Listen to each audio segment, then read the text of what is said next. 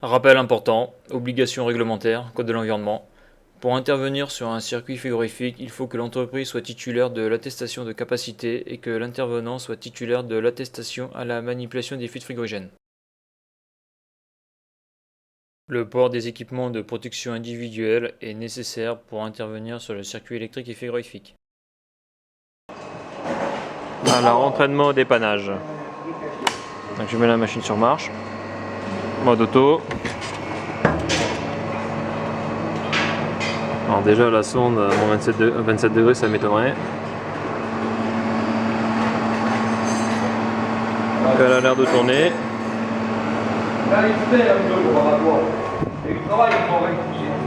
Ah si, il fait chaud dans la chambre. Donc là ça tourne.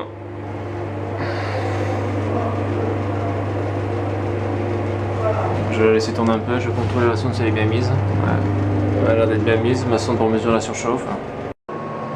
Alors il faisait 27 degrés dans la chambre froide parce que elle est éteinte depuis un petit moment et la lampe, l'éclairage est allumé.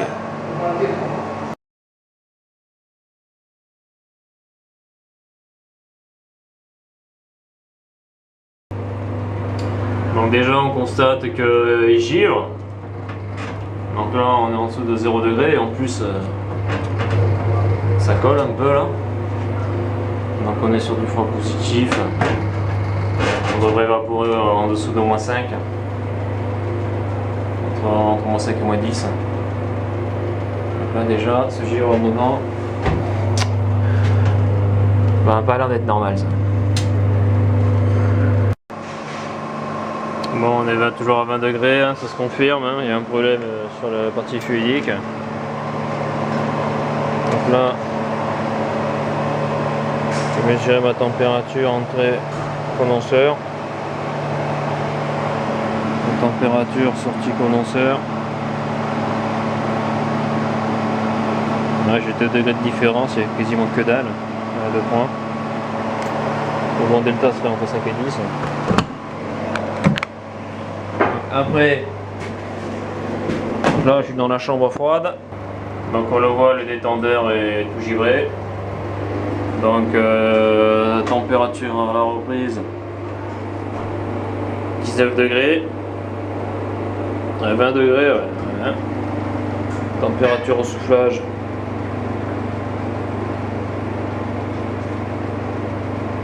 18, 17. Ouais, ça souffle. Il n'y a pas grand chose. Bon, je vais mesurer. Je vais brancher mes manos. Je vais faire les relevés de température sur la tuyauterie. Donc on voit que ça bulle légèrement, mais il y a du fluide. Donc, il doit y avoir quelque chose qui empêche le fluide de passer dans l'évaporateur. Donc voilà, j'ai une BP faible, je suis à moins 26. Je suis à moins 26 alors que je suis sur du positif. Donc je vais recontrôler mon son refroidissement.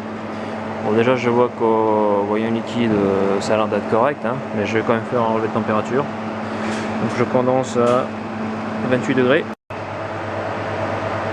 Donc je condense à 28 degrés, je sors du condenseur à 24, donc ça me fait un refroidissement de 4 Kelvin. Bon, ce qui est pas trop mal. Le bon ça serait entre 4 et 7, donc là on n'est pas trop mal. Bon, quand on a une VP faible, il faut contrôler en premier. C'est pas le refroidissement qu'il faut contrôler, là je l'ai fait parce que c'est juste à côté donc c'est plus simple. Hein. Il faut contrôler la surchauffe. Donc là je suis sur ma sonde que j'ai mis là dans la chambre à froid, dans la source de l'évaporateur, donc j'ai 14 degrés. Donc la surchauffe est grande, mon sort refroidissement est bon. Donc après je vais regarder s'il y a un delta θ sur la ligne liquide. Et s'il n'y a pas de delta θ sur la ligne liquide, bon je pense qu'il n'y en a pas, hein, ça va contrôler, je vais faire. C'est que j'ai la panne du détendeur trop petit. Donc après je vais aller voir du côté du détendeur. Entrée des hydrateurs, je suis à 24 degrés. Sortie des hydrateurs, je suis toujours à 24. Bon, l'entrée de l'électrovanne, je suis toujours à 24 degrés. Sortie électrovanne, ça devrait pas bouger. Je suis à 25. Bon, le voyant, si je vais le prendre le voyant tant que j'y suis. Je vais prendre le voyant, mais bon, il n'y a rien qui peut le boucher, donc mais bon, comme je suis à côté, ça mange pas de pain. 24 degrés. Sortie voyant, ouais, 24-25. Hein. Maintenant, je vais aller à l'entrée du détendeur. Entrée du détendeur, je suis à 22 degrés. Donc là, on le voit, il est tout givré. Donc là, je vais contrôler la vis de réglage du détendeur.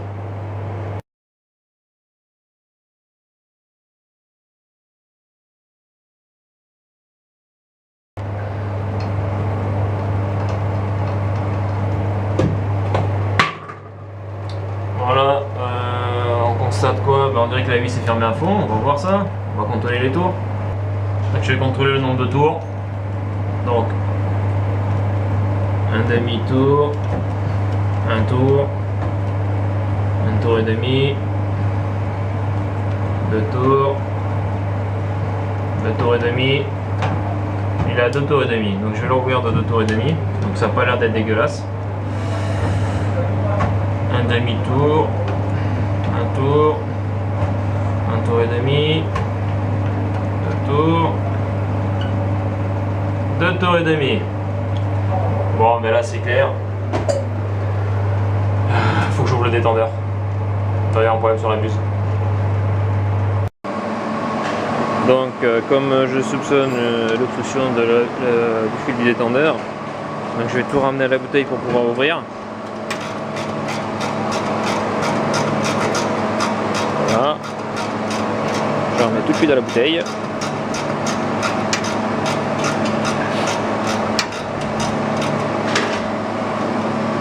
Ça c'est bon. Là il va tirer au vide. Et je vais tirer au vide.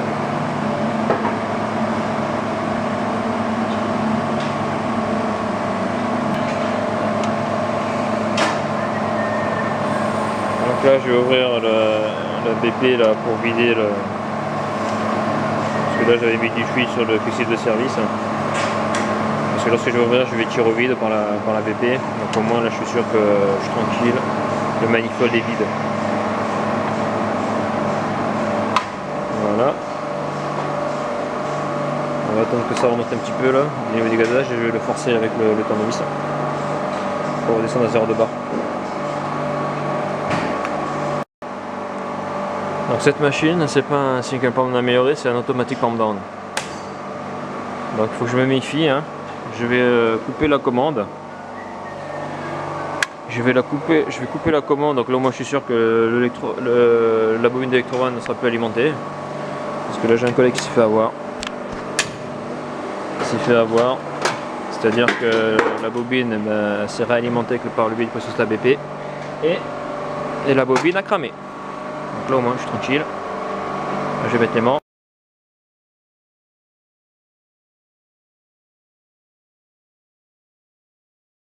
Donc là, je mets l'aimant.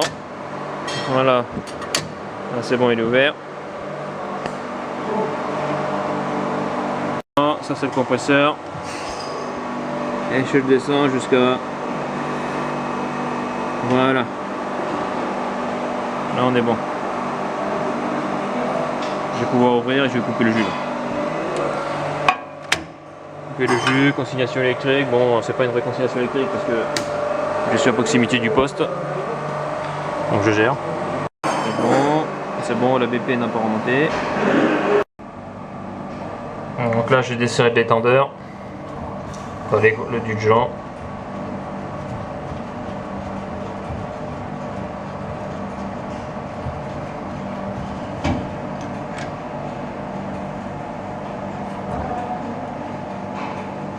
Et voilà.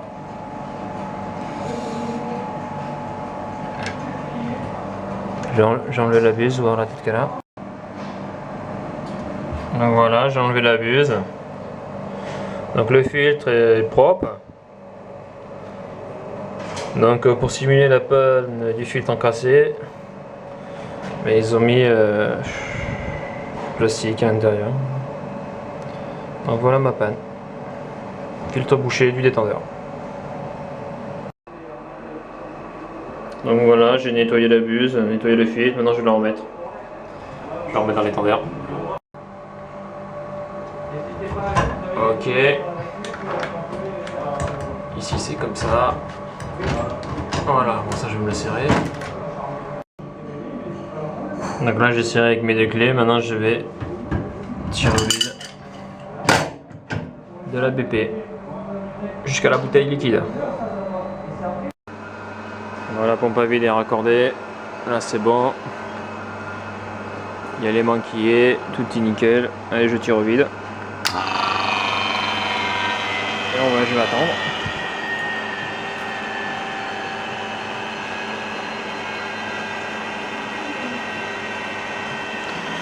Oui, parce que là le test d'étanchéité je peux pas le faire.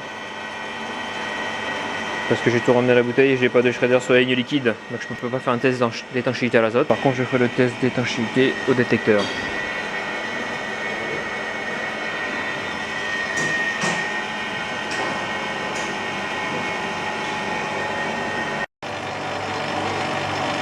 Donc là je suis à 1 millibar 70, c'est absolu. Là sur mon BP, j'ai l'impression qu'il commence à déconner mon BP là, parce que je suis en dessous de 0,2. Donc voilà, le vide est fait. Donc le vide est fait, je coupe. Là je ferme, bon là c'est fermé, je touche pas, là c'est bon. Là je me le débranche. Ok, là c'est bon, là je ne vais surtout pas d'enlever l'aimant.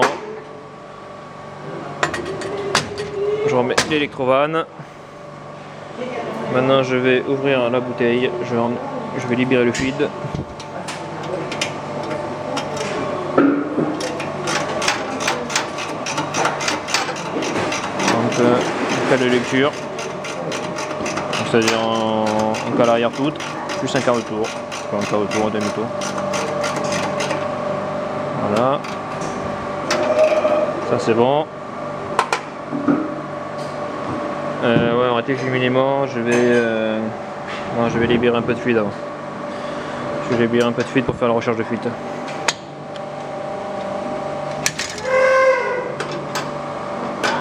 Je vais me libérer un peu de fluide. Et on va le voir. Hop. Et voilà. Voilà, je vais le laisser comme ça. Voilà, pression monte. Bon là c'est bon. Maintenant je vais prendre le détecteur et en avant. Donc là j'ai remis l'électrovanne. Maintenant je vais prendre le détecteur et je vais faire la recherche de fuite. Donc voilà, je vais ouvrir là. Un petit peu de HP sur la BP. Voilà, là on est pas mal. Là j'ai envoyé le jus. Et voilà, elle est partie. Et voilà, elle est partie. Donc voilà, dépannage effectué. C'était la panne du fil du détendeur bouché.